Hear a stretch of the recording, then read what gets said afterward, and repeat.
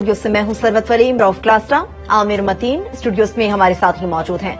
आज के प्रोग्राम का आगाज करेंगे तो बात करेंगे कि न्यूजीलैंड के शहर क्राइस्टचर्च में 2 मसाजिद पर दहशतगर्द हमला हुआ। 9 पाकिस्तानियों समेत 49 अफराद शहीद हो गए। क्राइस्टचर्च वाक़े पर इस्लामी दुनिया में भी शदीद रद्द-ए-अमल देखने में आया। इस सानहे पर आज पाकिस्तान की तमाम सरकारी इमारतों पर परचम सरनिगू रहा।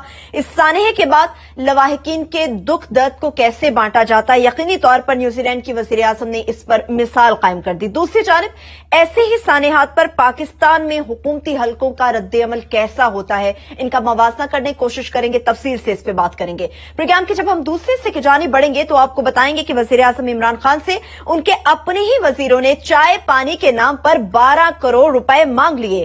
कल बरोज मंगल काबीना के इजलास में वज़रा अपने ही अलल्ले तलल्लों की खुद से ही मंजूरी देंगे। कफायत शारी के नाम पर भैंसें बेचने वाली पीटीआई हुकूमत अब अपने वज़रा की अयाशियों के लिए क्या बेचेगी? कौन सी वजारत ने कितने फंड्स मांगे हैं और क्या इन अयाशियों का बोझ एक मर्तबा फिर से अवाम को उठाना पड़ेगा? इस पर तफसील से बात करेंगे, मगर इसके साथ साथ ये भी आपको बताएंगे कि तहरीक-ए-इंसाफ हुकूमत का सुप्रीम कोर्ट के अहकामात को हवा में उड़ाने का मंसूबा। चेयरमैन मतरूका वक्फ इमलाक बोर्ड के चेयरमैन की तैनाती में एक मर्तबा फिर से हिंदू, सिख, मसीही और पारसी बरादरी को नजरअंदाज कर दिया गया। कल बरोज मंगल काबीना के इजलास में किस शख्सियत को मतरूका वक्फ इमलाक का चेयरमैन लगाया जा रहा है, इससे मुतालिक एक्सक्लूसिव डिटेल्स आपके साथ शेयर करेंगे। प्रोग्राम के जब तीसरे हिस्से की जानिब बढ़ेंगे तो आपको बताएंगे कि पंजाब असेंबली में अपनी तनख्वाहों में इजाफे का बिल लाने वाले एमपीएस खुद कितनी जायदादों के मालिक निकले। तनख्वाह और दीगर मरात में इजाफे का बिल लाने वाले पंजाब असेंबली के 5 मेंबरान का ताल्लुक किस शहर से है, किस पार्टी से है और उनके अपने असासे कितने हैं। प्रोग्राम मुकाबिल तमाम दस्तावेजात आपके हमरा रखेगा, आपके साथ शेयर करेगा और प्रोग्राम के आखिर में आपको बताएंगे कि मोटरवे पर दुकानदार और पेट्रोल पंप मालिकान मन मर्जी की कीमतें वसूल करने लगे हैं। हिस्कोल ऑयल कंपनी ने अपनी ही मर्जी से 1000 रुपए के पेट्रोल की डेबिट कार्ड के जरिए अदायगी पर 16 रुपए टैक्स लगा दिया है। मोटरवे के रेस्ट एरिया समेत हिस्कोल पेट्रोल पंप्स पर मन मर्जी करने वालों को लगाम आखिर कौन डालेगा, ये भी आपके साथ हम शेयर करेंगे और जानने की कोशिश करेंगे। मगर सबसे पहले क्लासेस साहब, न्यूजीलैंड के शहर में जो दहशतगर्द हमला हुआ, यकीनी तौर पर उसने पूरी दुनिया को हिलाकर रख दिया। कई अहम सवालात भी कवानीन से मुतालिक कुछ गए हैं, मगर उनकी वज़ीर आज़म ने जिस तरह से इस मामले को हैंडल किया, यकीनी तौर पे वो काबिल तहसीन है। बिल्कुल, बड़ा एक आप कह सकते हैं बड़ा वाकया है और पूरी दुनिया में इसका इम्पैक्ट जो है महसूस किया गया है। अच्छा, हम ये तवक्को रखते थे जो हम पहले थे कि शायद इस तरह के जो अटैक्स हैं मुसलमानों पे ये यूरोप में ज्यादा होंगे, यूरोपियन ममालिक है, वहां पे रेसिज्म या इस तरह के अटैक्स या वहां पे आप कह सकते हैं हेट ये ज्यादा थी वहां पे। लंदन स्पेशली देख लें, या फ्रांस में हमने देखे कुछ वहां पे जब हमले हुए, उसके बाद हमने देखा जर्मनी में, बेल्जियम या इवन आप उनके दीगर ये ममालिक है जहां पे राइट विंग, अब उसको हंगरी वगैरह देख लें, तो हम समझते थे वो ममालिक जो हैं वो ज्यादा जहां पे पिछले कुछ अरसे में दहशतगर्दी के वाकयात भी हुए और वहां पे बड़ी इंतहाई पुरानी एक चल रही है, रिफ्ट चल रही है। और मुझे याद आता है कि मैं इशू बड़ा इंतहाई सेंसिटिव है ये, कि मुझे याद है 2007 में जब मैं वहीं पे था, लंदन में था, तो मुझे बड़े दोस्त मेरे वहां पे कहते होते थे कि यहीं रह जाओ। मैं वहां पढ़ने के लिए गया हुआ था, 1 साल रिपोर्टिंग भी की मैंने वहां पे, तो सब दोस्तों का यही इसरार था कि तुम भी यहीं ये लंदन में रह लो, आप यही नेशनलिटी ले लें वहां पे। और उन दिनों बड़ी बम्बिंग हो रही थी यहाँ पे, आपको याद होगा 2007 में जब मैं वापस आया, लाल मस्जिद का इशू था। बल्कि मुझे याद है, बड़ी जाती सी बात है, बच्चे मेरे सो नहीं सकते थे, 6 महीने वापस आए तो सो नहीं सकते, मुझे उनका साइकोलॉजिकली तौर पर ट्रीटमेंट कराना पड़ गया था पाकिस्तान में रहने के लिए। अगेन पूरा मुल्क उस वक्त ये डिस्टर्ब था। डेली तो आप सुनते थे कि आज इतने या लोग बम्बिंग में मारे गए, इतने मारे गए। आमिर साहब और मैं ये थोड़ा सा क्रेडिट ले सकते हैं, ये भी अमेरिका गए, इन्होंने वहां नेशनलिटीज नहीं ली, वापस आए हैं। मैं भी गया, लंदन गया, मैंने नहीं ली और वापस आए हैं कि हमने अपने मुल्क को, अब ये हमारे चॉइसेस है, जिन्होंने ली हमें उन पे हरगिज कोई एतराज भी नहीं, हर बंदे के पर्सनल चॉइसेस होते हैं जो जहां कंफर्टेबल फील करे। इसका बैकग्राउंड में और कुछ देने की कोशिश कर रहा हूँ इस वाकये का। तो बड़े मेरे दोस्त वहां पे कहते थे, शोएब था, सफदर भाई थे और भी सारे थे, इधर ही रह जाए, यहीं पे ही आप उसमें कह सकते हैं। और सबसे बड़ा यह था कि बच्चों का फ्यूचर बन जाएगा, सबसे मेन एक्सक्यूज ये होते हैं। और मुझे उस वक्त की जो हमारे उसमें था द न्यूज की मैनेजमेंट थी, मीर शकील रहमान साहब, उनकी बड़ी मेहरबानी, उन्होंने मुझे ऑफर भी की कि 3 साल के लिए आपको मजीद एक्सटेंड कर देते। इवन देन मैंने पोलाइटली इनकार करके वापस आना मुनासिब है। वजह میں نے ایک سروے پڑھا تھا وہاں پہ، اس میں اخبار میں ایک وہاں خبر تھی جو اس کی فیصلے کی بنیاد بنی تھی میری، کہ میں نے یہاں پہ نہیں رہنا نا، میں نے اپنے بچوں کو اس طریقے سے جب تک وہ بڑے نہیں ہو جاتے یا اگر کل کو خود فیصلے کریں. ایک سٹوری چھپی تھی وہاں پہ، ایک انہوں نے سروے کروایا تھا وہاں پہ، اس میں یہ وہاں کا اخبار تھا کہ اور پورے یورپین یونین میں کیے گئے تھے، EU میں کیے گئے تھے، کہ یہ بتائیں کہ کیا مسلمانوں کو یہاں یورپ میں امیگریشن دینی چاہیے. یہ اس پہ سروے تھا. ٹھیک. اور مجھے اگر میموری صحیح ساتھ دے رہی ہے تو میرا خیال ہے 63% کے قریب لوگوں نے اس وقت کہا تھا کہ مسلمانوں کو یہاں پہ آپ وہ مت دیں، امیگریشن مت دیں، یہ ہمارے ساتھ آ کے اسیمیلیٹ نہیں کر سکتے، ہمارے ساتھ آ کے ایڈجسٹ نہیں کرتے، آتے ہیں وقتی طور پر ان کے مسائل ہوتے ہیں جابز کے، نوکریوں کے، بلا بلا اس میں ریزننگ دی ہوئی تھی.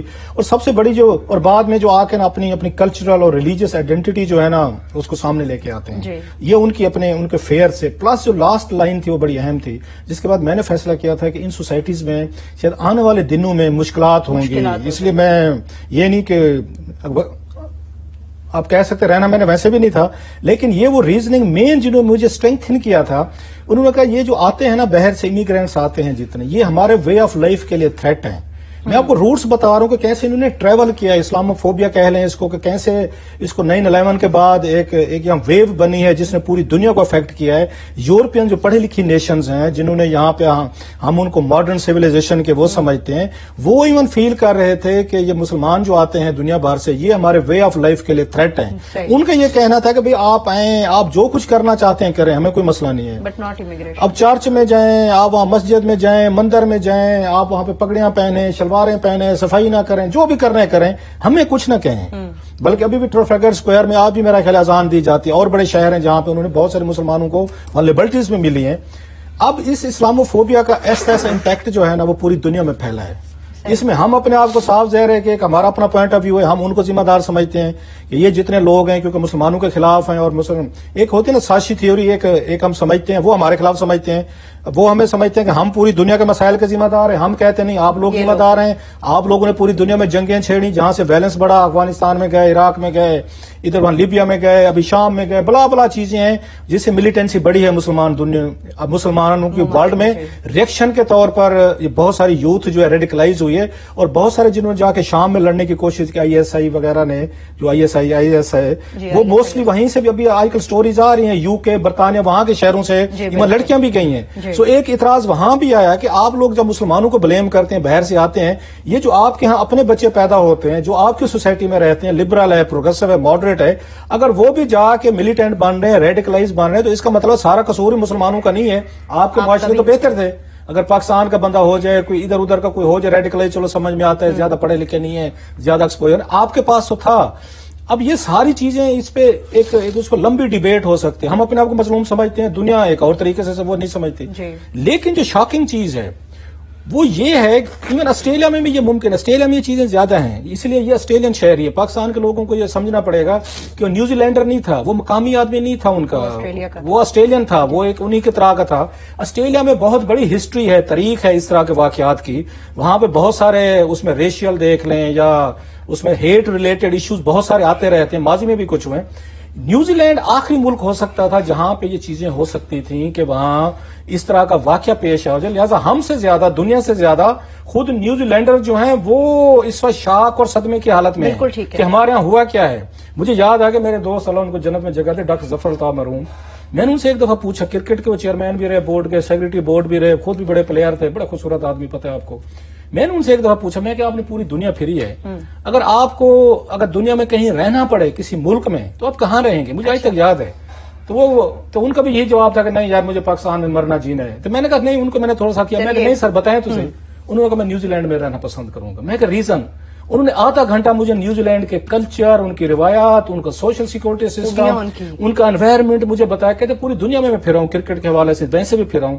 وہ کہتے جتنا خوبصورت سسٹم میں نے وہاں لیونگ کا نیوزی لینڈ میں دیکھا ہے نا، مجھے اور دنیا میں کہیں نہیں ملا. سو ان کا یہ کہنا تھا مجھے اگر آپشن ملا کبھی تو میں دنیا میں نیوزی لینڈ کو پک کروں گا. سو یہ اتنا خوبصورت ملک، اتنے خوبصورت لوگ، اور جس طرح کا ان پہ ریئیکشن آیا ہے، اور ان کے مطلب بچوں کا میں دیکھ رہا تھا، ان کی خواتین کا دیکھا. سو بیسیکلی یہ ٹیررزم جو ہے یہ مسلمانوں کے خلاف تو ہوا ہے، اس سے بڑا میں سمجھتا ہوں یہ نیوزی لینڈ کے خلاف ہوا، جو اتنا خوبصورت ملک، اتنے پیارے لوگ ہیں. ان کے وزیر اعظم نے جس طرح کی اس کی انہوں نے آ کے ایمپتھی دکھائی ہے، جس طرح کی سمپتھی دکھائی ہے، وہ ایک اپنی جگہ پہ ہے. بہرحال عامر صاحب سے اس پہ ویو لے لیں, then we will come to the next part کہ اس طرح کے لیڈرشپ جو ہے نا ہمارے ہاں کیوں نہیں ہے, ہمارے ہاں کروئل, ہارٹ لیس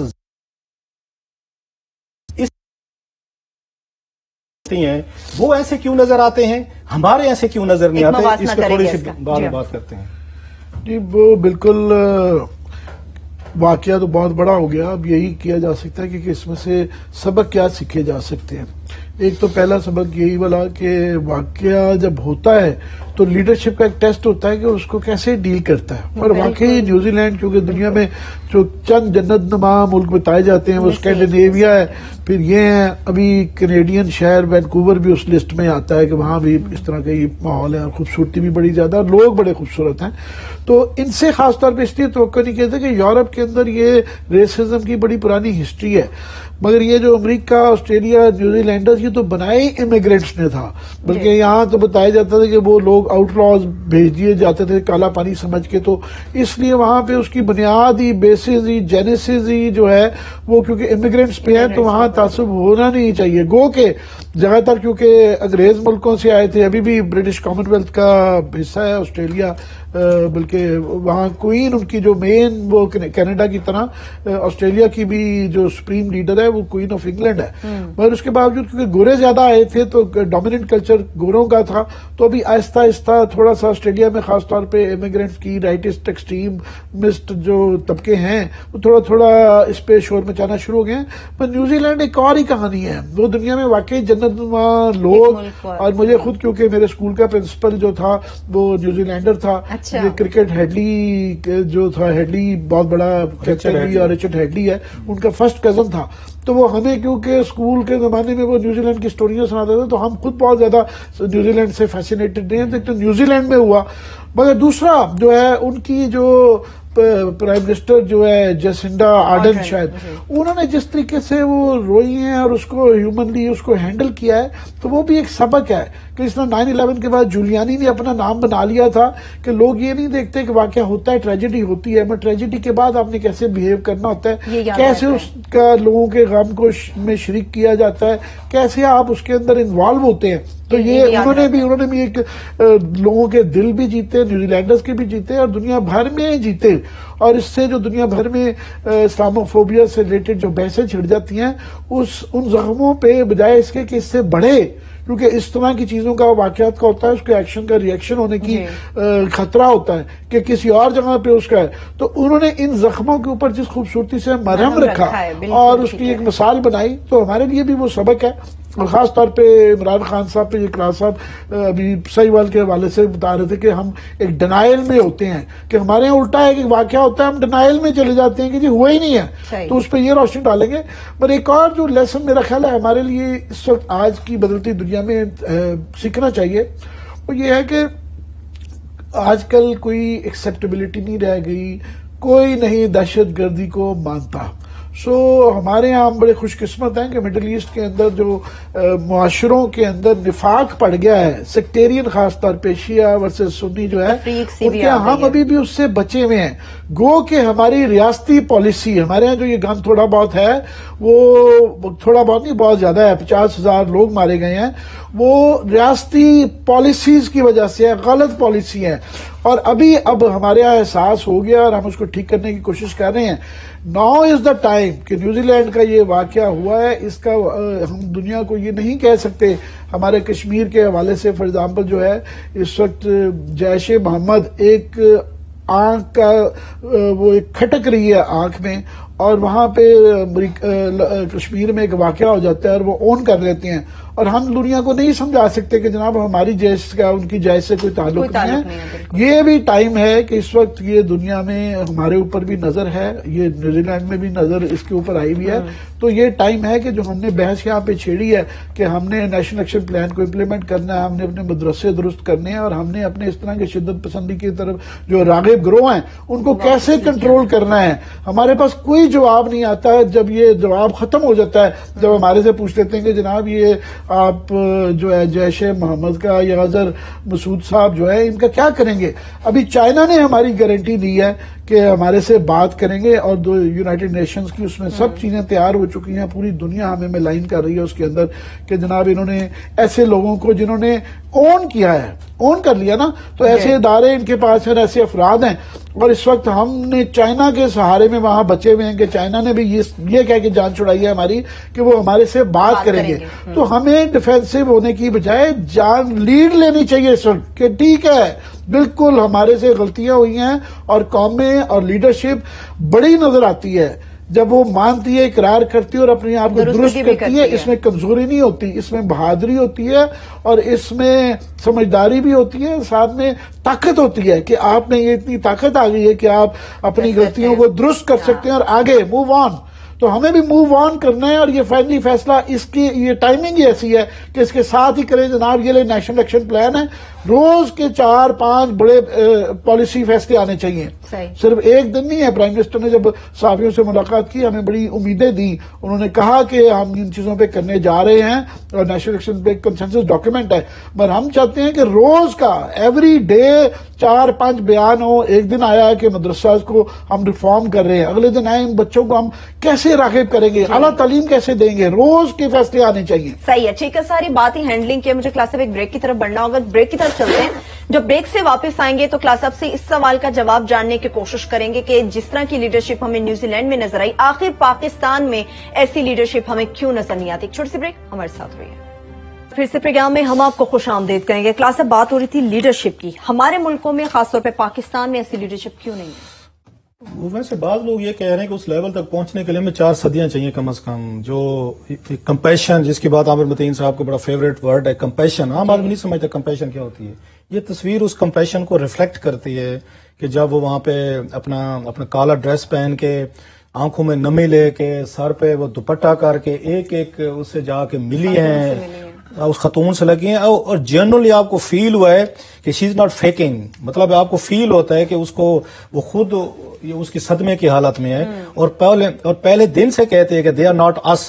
کتنا خوبصورت اس نے آ کے سلوگن دیا ہے کہ جو لوگ آپ لوگوں سے نفرت کرتے ہیں وہ ہم میں سے نہیں ہیں. وہ سیدھا یہ پہلے دن کی اس کی پریس کانفرنس ہے، وہ تصویر دکھائے نا کہ لوگوں کو پتا چلے کمپیشن کیا ہوتا ہے، اور جس کو بیٹھ کے ہم بڑا آ کے یہاں پہ ایلابوریٹ کرتے رہتے ہیں. بڑی بڑی ہمارے پاس ہزاروں سال کی تاریخ میں مثالیں بھی ہم ڈھونڈ لیتے ہیں، لیکن جب ٹائم آتا ہے نا، وہ کہتے ہیں ٹو سیز دا مومنٹ. وہ مومنٹ ہم میں سے کسی نے، میں نے تو نہیں دیکھا اس طرح کا کمپیشن مجھے کسی حکمران کا نظر ہے. اچھا اپوزیشن میں نظر آتے ہیں ان کے، اپوزیشن میں بندے مارے جائیں، ان کے گھر بھی پہنچ جائیں گے، ان کو گلے بھی لگا لیں گے، ان کے ماں باپ پہ ہاتھ بھی رکھ لیں گے. یہ فیکنگ ہوتی ہے، کال اٹ اے فیکنگ. کیونکہ جب آپ حکمران بنتے ہیں اور ان بچوں کے سر پہ جا کے ہاتھ نہیں رکھتے جن کو ریاستی ایجنسیاں آپ کی مار رہی ہوتے ہیں، پھر آپ کا اندازہ ہوتا ہے کہ کچھ سال پہلے جب آپ جا کے ماڈل ٹاؤن کے لوگوں کے ساتھ جو ظلم زیادتی ہوئی تھی ان کے ساتھ کھڑے ہوئے تھے، اور جو سہیوال میں جو کچھ ہوا ان کے گھر نہیں گئے، ان کے بچوں کے سر پہ آپ نے ہاتھ نہیں رکھا، ان کو گلے نہیں لگایا. ہم یہ توقع رکھتے تھے، مطلب باقیوں سے ہمیں نہیں تھی اتنی زیادہ، لیکن کم از کم موجودہ لیڈرشپ عمران خان صاحب سے ہمیں جینوئن قسم کی تھی کہ آپ جب اتنا بڑا واقعہ ہوتا ہے سہیوال کا، آپ کا چھوٹے چھوٹے بچے تھے، ان کے سر پہ ہاتھ رکھنے کوئی نہیں کیا. ان کو کسی نے وہاں پہ گلے لگانے کی کوشش نہیں کی ہماری ریاست کے کسی بندے نے، الٹا ان کو دہشت گرد ثابت کرنے کی کوشش کی. اللہ بھلا کرے اس بندے کا جس نے بیٹھ کے وہاں سے ویڈیو بنا لی تھی. نہیں تو آپ کو یاد ہوگا آئی جی کے دفتر سے پہلی پریس ریلیز یہی آئی تھی، یہ اس کے امجد سلیمی صاحب کے دفتر سے، اور پوچھی یہ پنجاب حکومت ڈٹ گئی تھی، پورے ان کے 8-10 وزیر ڈٹ گئے تھے کہ جناب یہ دہشت گرد ہم نے مارے ہیں، بچے اغوا ہو کے جا رہے تھے، ہمیں ٹپ آف ہوا تھا اور ہم نے بچے چھڑوا لیے ہیں اور ان کے دہشت گرد مارے گئے ہیں. سو ہمارے ہاں جو ایک طرح کا سسٹم یہ بن گیا ہے ہماری لیڈرشپ کا کہ لوگوں کے ساتھ ہمدردی اس وقت ہے جب لیڈرشپ جو ہے جب پاور میں آتی ہے، یہ ان کے ساتھ 400 سال تک بھی مقابلہ نہیں کر سکتے جو اس خاتون لیڈرشپ نے وہاں پہ دکھائی ہے. بلکہ کسی کا میں ٹویٹ پڑھ رہا تھا، بڑا خوبصورت بات کی اس نے کہا شاید ورلڈ کو، اس دنیا کو مردوں سے زیادہ عورتوں کی لیڈرشپ چاہیے کہ جن میں کمپیشن ہو، جن میں ہیومینٹی ہو، جو کسی کا درد فیل کر سکیں، جو کسی کے جا کے 4 آنسو اس کے پہنچ سکے. وہ ٹھیک ہے وہ واپس نہیں لا سکتی، لیکن کم از کم واپس لانے سے پہلے تک جتنی ایفرٹس وہ خاتون کر سکتی تھی اس کی حکومت نیوزی لینڈر ان کے لوگ دل کو چھوا ہے. اور میرا خیال میں شیخ رشید کا ہماری لیڈرشپ جو کر رہی ہے، آپ کے پاس وہ پڑا ہوا ہے جو آج انہوں نے بیان کیا ہے، ذرا یہ دکھا دیں ہماری لیڈرشپ یہاں پہ کیا کر رہی ہے، کیا کھڑی ہوئی ہے کریں گے. ذرا یہ دکھائیں، ذرا شیخ رشید صاحب نے جی پروڈیوسر صاحب دکھائیں گے. اگر میرے محلے کا مولوی مولانا اشرف علی صاحب یا حسین الدین شاہ صاحب مجھے یہ اعلان کریں عصر کی نماز کے وقت کہ جہاد فرض ہو گیا ہے، میں جہاد پہ نکلوں گا۔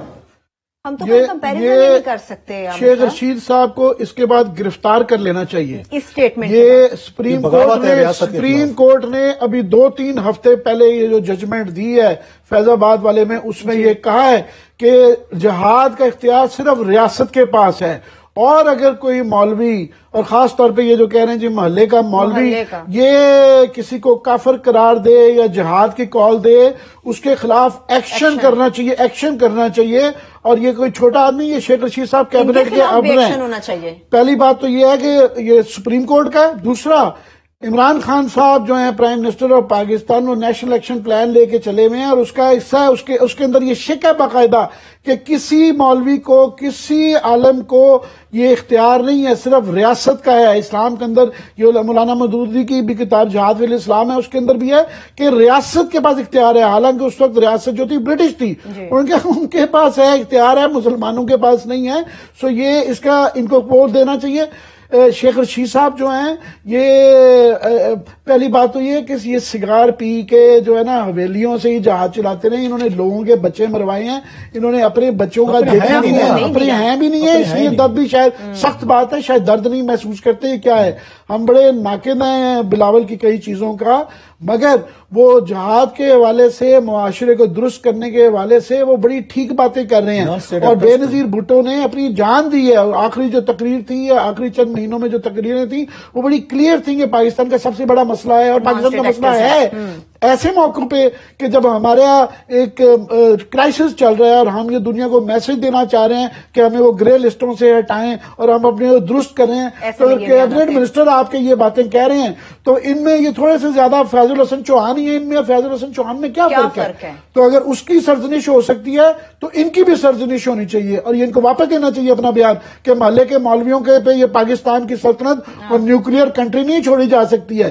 تو یہ محلے کی مولوی کے پاس جا کے بیٹھے، ان کا لیول اس سے زیادہ ہے نہیں ہے، یہ کیبنٹ کے منسٹر ڈیزرو نہیں کرتے۔ صحیح ہے۔ امن کا پیغام کیا دینا کلاس صاحب؟ یہ تو لوگ خود انتشار پھیلاتے تھے۔ عمران خان تو اس کے خلاف ایکشن نہیں لے سکتے، شیخ صاحب کے خلاف اتنی عمران خان صاحب میں پاورز نہیں ہے، وہ ہر طرف سے ان کو جکڑا ہوا ہے، بازوں سے ادھر ادھر پکڑے ہوئے ہیں، وہ بالکل ٹائٹ، وہ جیکٹ نہیں ہوتی ٹائٹ جیکٹ، عمران خان تو ٹائٹ جیکٹ، اتنی ان میں جرات نہیں ہے کہ کل کیا اس بیان کے بعد یہاں کیبنٹ میں ان کو ڈسمس کر دینا چاہیے تھا کہ اتنی بڑی جنگ سے ہم ابھی بچے ہیں، اور یہ ایک نیوکلیئر ڈیزاسٹر ہونے والی تھی پوری دنیا کے، ہم نے منتیں ترلے کر کے درمیان میں ڈال کے اندر کی کہانی ہم نہیں بتا سکتے، ہم نے جنگ ٹالی ہے، نیوکلیئر وار ٹلی ہے اس خطے سے، اللہ کی مہربانی ہے، اور پھر ہم نے دنیا سے کمٹمنٹس کی ہیں کہ ہم نے یہاں سے یہ جہادی مائنڈ سیٹ جو ہے نا اس کو ہم نے ٹھیک کرنا ہے، یہ جہادی مائنڈ سیٹ ٹھیک ہو رہا ہے۔ جو بات انہوں نے کی ہے کہ صرف ریاست کو یہ رائٹ ہے، وزیر اعظم پاکستان عمران خان کو یہ رائٹ ہے کہ وہ ڈکلیئر کریں جہاد ہونا ہے یا نہیں ہونا، جنگ کا اعلان یا وزیر اعظم کرتا ہے یا خلیفہ کرتا ہے۔ شیخ رشید کو نہ وزیر اعظم ہے نہ کوئی خلیفہ ہے، نمبر 1۔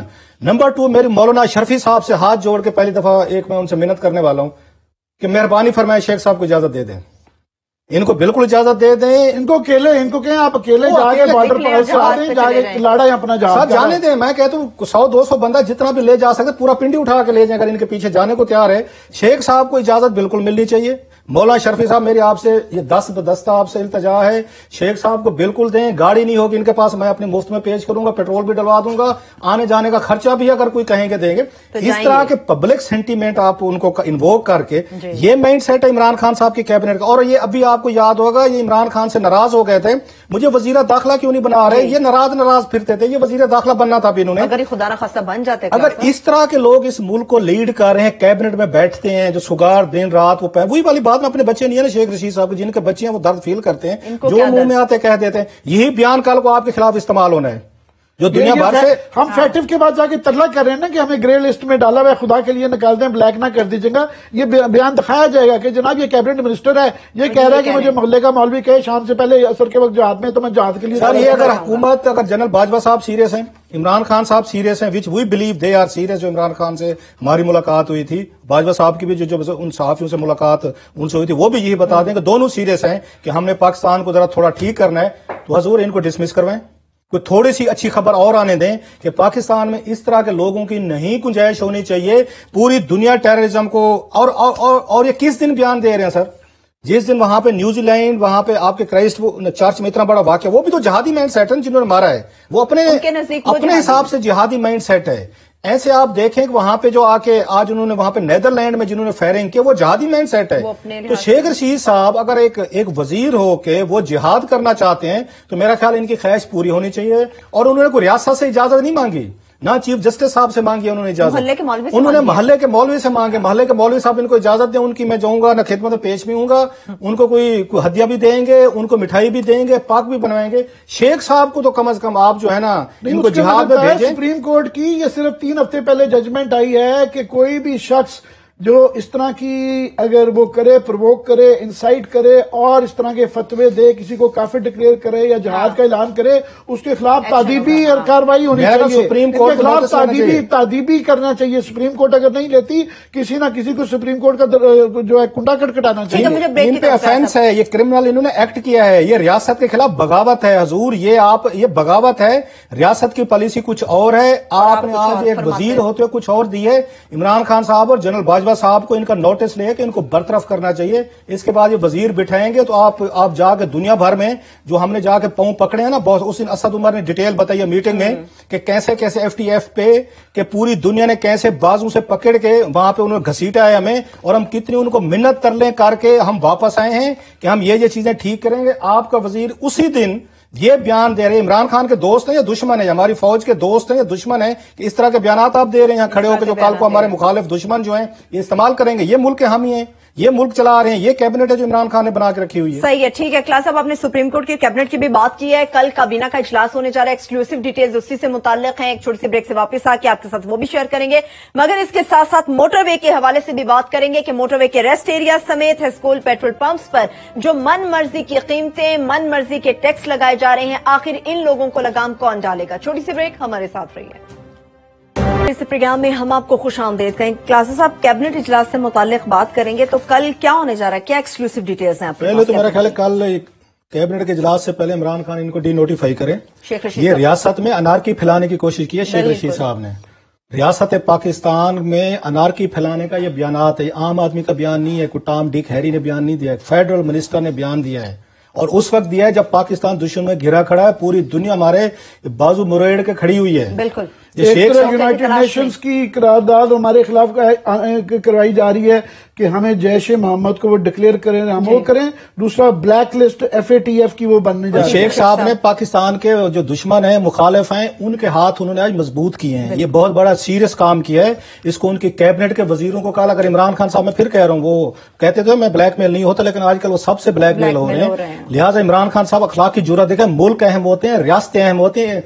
शेख साहब जैसे कई वजीर आए हैं, कई चले गए, इस वक्त बड़े गलत मौके पे इन्हें वैसे ये बयान नहीं देना चाहिए। गलत सही को छोड़ दें, वजीर को बयान ही नहीं देना चाहिए था। पाकिस्तान जब दुश्मनों में घिरा हुआ है, पूरी दुनिया यकदबान हो गई, इनका ये जो बयान शॉर्ट इन्होंने दिया है, जो इनका चला है, पूरे दुनिया ने सुना है, ये पाकिस्तान की दोस्ती में दिया इन्होंने, ये पाकिस्तान से दुश्मनी की गई है। लिहाजा ये बहुत बड़ा सीरियस चार्ज है। अनारकी, मैं फिर कहता हूं, अनारकी फैलाने के समझदार इतने अपनी पसंद के 2 मौलवियों का नाम बताए हैं। मेरी पसंद के 2 मौलवी हैं, मैं उनके नाम दें, जरा उनसे फतवा ले देता हूं कि जरा सुगार छोड़ें, जरा घर से निकल के तो दिखाएं। So it's a very serious issue. I hope कि कल कैबिनेट है एक मुश्तरका करारदाद पेश करती है शेख रशीद साहब के खिलाफ कि जनाब आप यहां से तशरीफ ले जाएं हमारी कैबिनेट से। पाकिस्तान हमसे, हमारे लिए बहुत ज्यादा अहम है। आपने जहां पे ये बयान दे के पाकिस्तान के लिए मजीद मुश्किलात खड़ी कर दी है। रियासत पाकिस्तान के फैसले मोहल्ले के मौलवी से नहीं करवाए जा सकते, नहीं हो सकते, और ये फेडरल मिनिस्टर हैं। अब देख लें पाकिस्तान का स्टैंड, ये देख लें हमारा कैलिबर कहां खड़ा हुआ है। आमिर साहब, हमारा कैलिबर देखें, ये पिछले 40 साल से सियासत में है।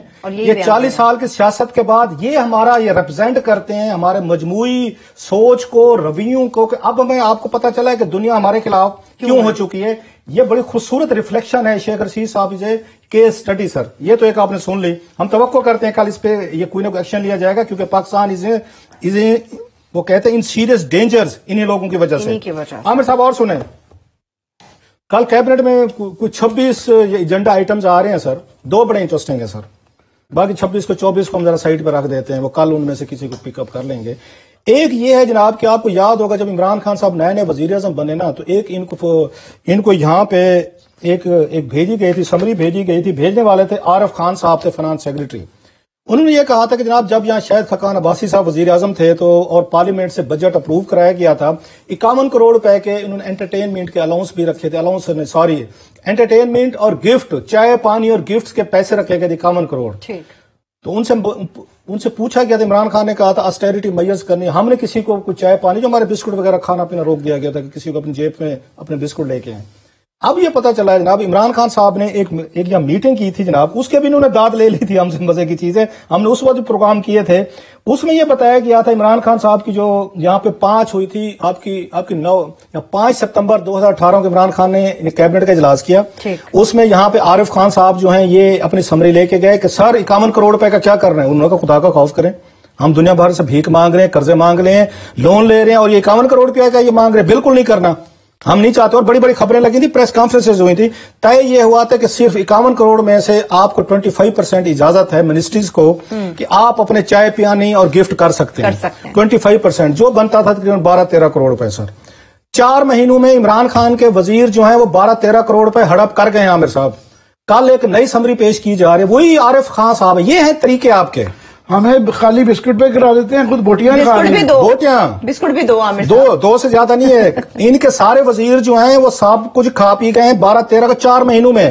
ریاست مدینہ کے وزیر کھا پی گئے انٹرٹینمنٹ پہ اور گفٹس پہ. کل ایک اور سمری بھیج دی گئی ہے کہ جناب وہ پیسے ختم ہو گئے، مزید ہمیں 13 کروڑ روپے دیے جائیں. تو جناب کل قسطوں میں لے رہے ہیں پیسے، زیادہ رہے ہیں. اب وہی ہے کہ انہوں نے سب اس قوم کو وہی گجنی سمجھا ہوا ہے.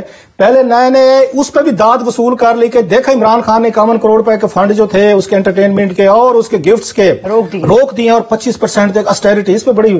اب کل کیا کر رہے ہیں، ہڑپ کر کے دانتوں میں خلال خلول کر کے پھر وزیر سمری لے کے پہنچ گئے کہ سر جی وہ پیسے تو مک گئے ہور دو. اب کی دفعہ جو مزے کی چیز ہے عامر صاحب، اس میں انہوں نے ایکسکیوز یوز کیا تھا کہ آپ نے پیسے کہاں خرچ کرنے ہیں. ذرا سنتے ہیں. پیسے خرچ کرنے تھے اگر کوئی نیشنل ڈے ہو، اس وقت یہ بہانے بنائے گئے تھے. اگر ڈیفنس ڈے ہو رہا ہو، 14 اگست ہو، 6 ستمبر ہو اور آپ کو 23 مارچ ہو یا پاکستانی مشن ابراڈ، ان پہ آپ ذرا خرچہ چائے پانی پلا دیں.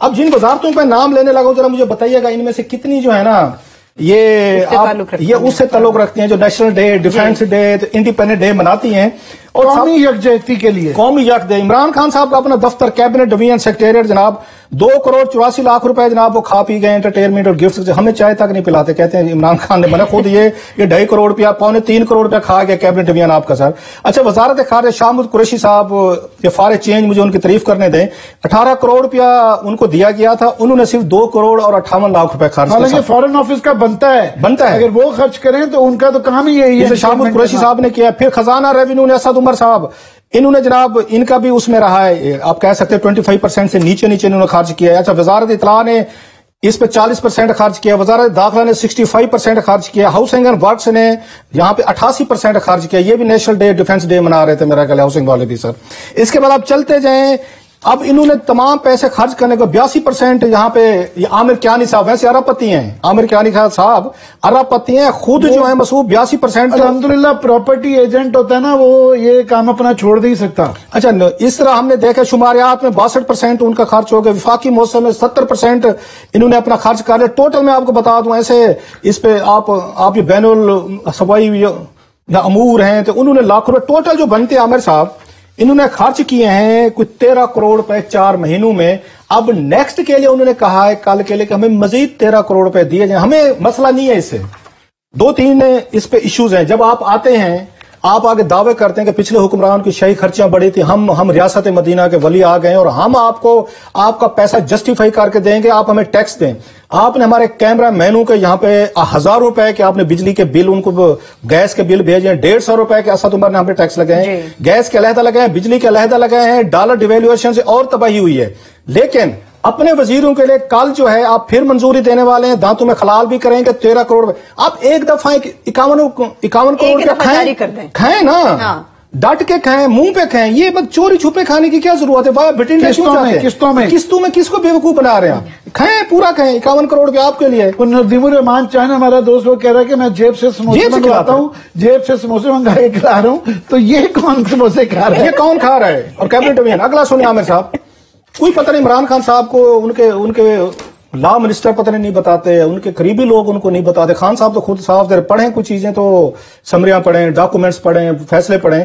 सुप्रीम कोर्ट ऑफ पाकिस्तान ने जब यहाँ पे थी बहुत बड़ी या केसेस चलते रहे, आपको याद होगा इवाक्यू बोर्ड ट्रस्ट पे जब साकिब निसार साहब ने नोटिस लिया हुआ था कटास ये मंदिर राज पे, उस वक्त पता ये चला था कि कोई ये बना तो उनकी वेलफेयर के लिए, हिंदूज यहाँ पे आपके सिख, हमारे पारसी भी हैं, पारसी हैं, क्रिश्चियन, जो भी हमारे भाई हैं सारे, उनकी वेलफेयर के लिए बने, उन्हीं की प्रॉपर्टीज थी जो एनिमीज प्रॉपर्टी बना के उन्होंने अपने कब्जे में हमने रख ली है।